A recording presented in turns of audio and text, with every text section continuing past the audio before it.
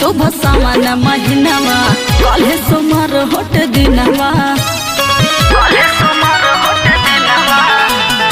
जाली नाना नाना दैया के साथ जला हो छोटका भगिनवा ए पिया जिया में बा उठत लहरिया हो धनिया कोई से जोईबू दूर बाटे बाबा नगरिया हो नहीं हर के दूल जुहीना ढोवाई कमरिया हो।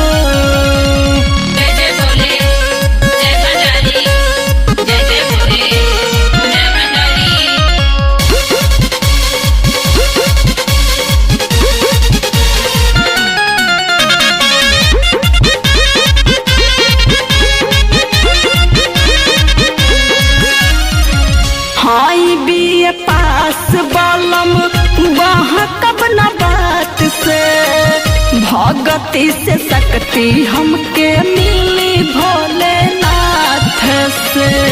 तो कोई से कठिन चढ़ाई सुइया पो चढ़बुए धनिया बारू काहे जी दिया नया नवहर कनिया।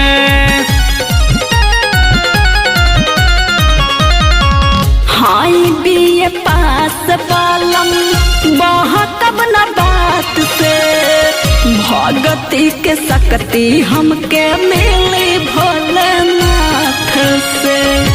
तो कोई से कठिन चढ़ाई सुइया पो चढ़बुए धनिया बारू काहे जी दिया नया नवहर कनिया। तब मुझे बोला बाबा दिल के भीतरिया हो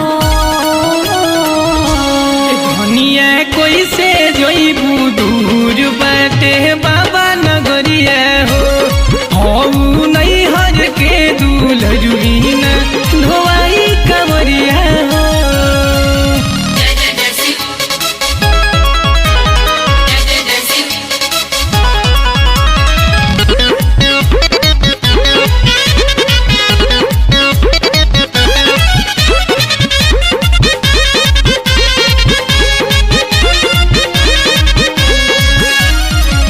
दर्शन के चाह जागल हियारा में भारी अजर सुहाग कई दी है त्रिपुरारी।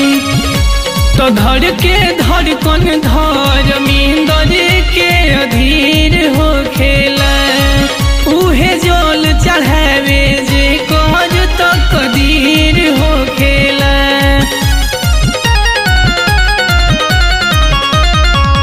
दर्शन के चाह लागल हियारा में भारी अजर सुहाग कोई दी है त्रिपुरारी।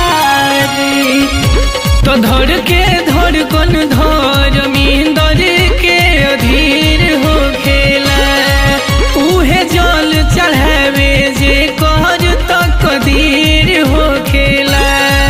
संग चलब सुनावत कजरिया हो धनिया कोई से जोईबू दूर